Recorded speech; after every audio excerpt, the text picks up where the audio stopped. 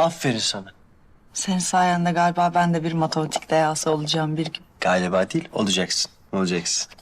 Abi, Akif amca neden geliyor? Vallahi bilmiyorum abicim. Telefonda çok önemli bir şey konuşacağım dedi ama gelmedi hala. Seviyor bayağı Akif amca sizin. Seviyor, seviyor da ben çözemedim hala kendisini. Tuhaf bir adam. Bayağı bir tuhaf hatta. Hah, geldi.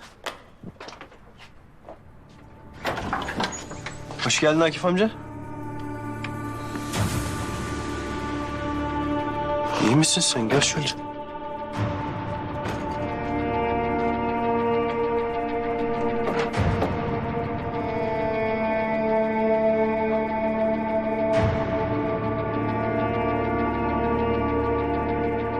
Ne oldu?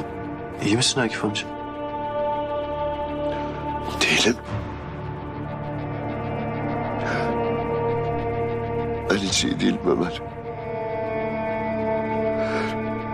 Ben hayatımla ilgili bir şeyler öğrendim yeni.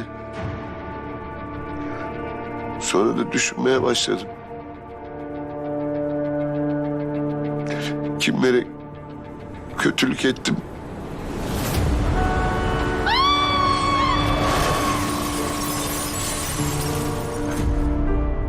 Ne günahlar işledim.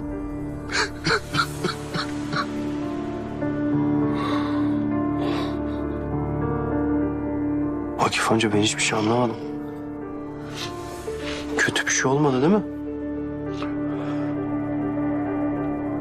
Oldu oğlum. Oldu.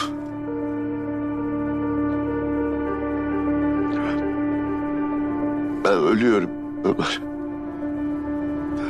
Beynimde bir ur varmış.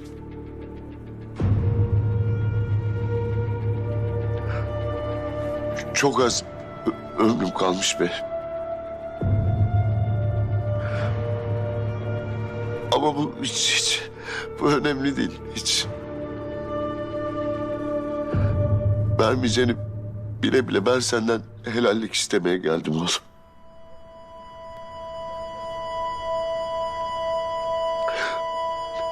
Veli ile ben inşaatta tartışıyorduk aslında.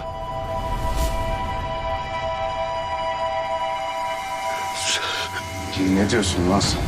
İnsanoğlu diyorum. Beni beşer şaşar diyorum. İşte şeytana da uyabilir diyorum. Git bir karına sor diyorum. Ne diyeyim artık? Sen benim karımın adını ağzına alamazsın. Ulan benim karım sizin gibi namussuz. Sonra o benim boynuma sarıldı. Ben de silahımı çıkardım.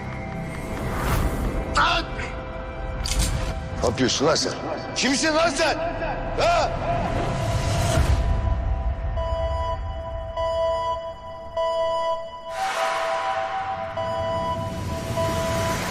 Lan haysiyetsiz, şerefsiz. Lan! Durun lan.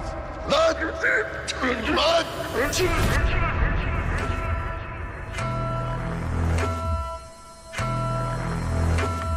Sonra ne oldu? Ben mi onu ittim, o mu kendisi düştü, inan hatırlamıyorum ben Ömer. Veli dur. Veli. Dur.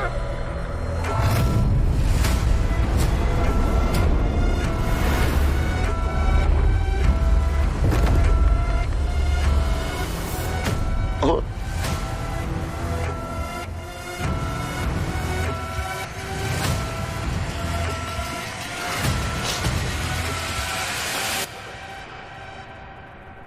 senin babanı ben öldürdüm oğlum.